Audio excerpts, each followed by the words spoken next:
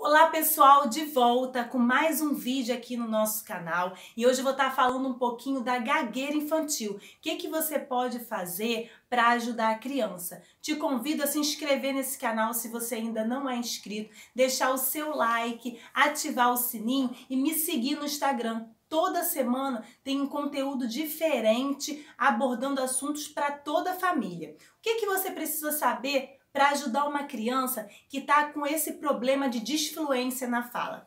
A gagueira é um distúrbio na fluência da fala, na temporalização da fala, onde a fala é interrompida várias vezes. E junto com essa alteração na fala, vem alterações musculares, alterações comportamentais. Então, o que você precisa observar?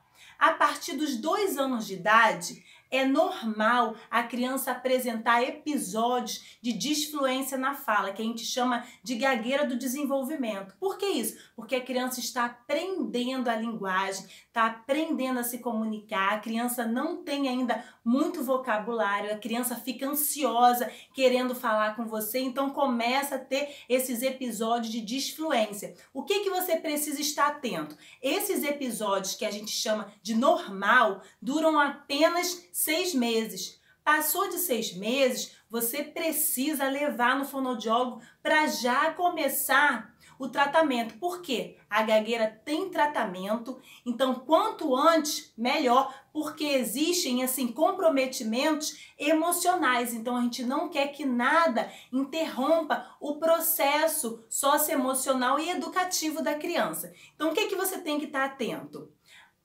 Pergunte na família, tem algum caso, algum histórico de disfluência na família? Se tiver, então não espere muito tempo, já leva no profissional. E um detalhe importante, a gagueira, ela é mais predominante no sexo masculino. É do sexo masculino? Já teve algum caso de gagueira na família? Então não fica esperando muito tempo, já leva essa criança para ser acompanhada. Porque o profissional vai observar e vai avaliar, porque existem tipos de disfluência. Existe aquela criança que repete sílaba, ela fica kkkk, cadê mamãe?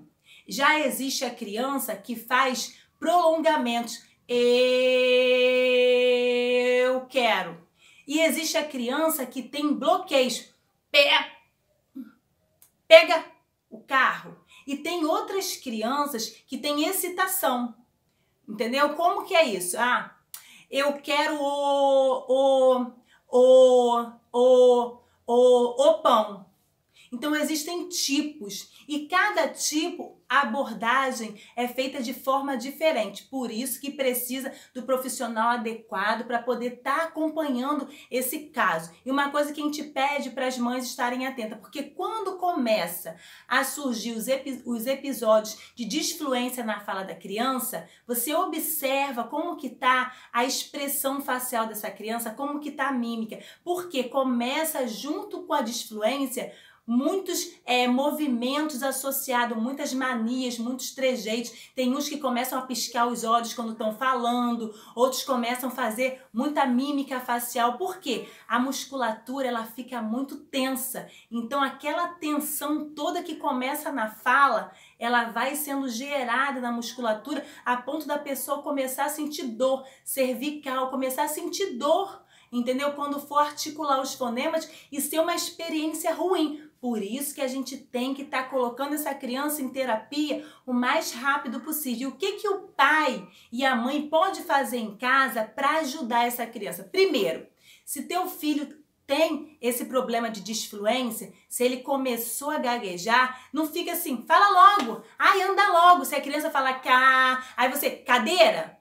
Você quer o quê? Você tentar adivinhar o que a criança está falando, você completar a frase da criança. Isso daí traumatiza e bloqueia muito a criança, porque a criança começa a se sentir incapaz, aí começa um problema de autoestima na criança. Então o que você tem que fazer? Você tem que ter paciência. Olha essa criança nos olhos, encoraje essa criança, demonstre o seu amor para essa criança, abrace essa criança, beije essa criança, mostre que você tem interesse pelo que a criança está falando, não importa importa a forma como essa criança está falando, você se importa com essa criança e fique assim, bastante tempo ajudando essa criança a se comunicar. Fale sempre de forma lenta, fale palavras fáceis para essa criança poder ter você como um exemplo de comunicação. E evita ficar comparando, filho de fulano é assim, olha como é que as crianças falam. Não compare, a comparação fere, entendeu? O emocional da criança.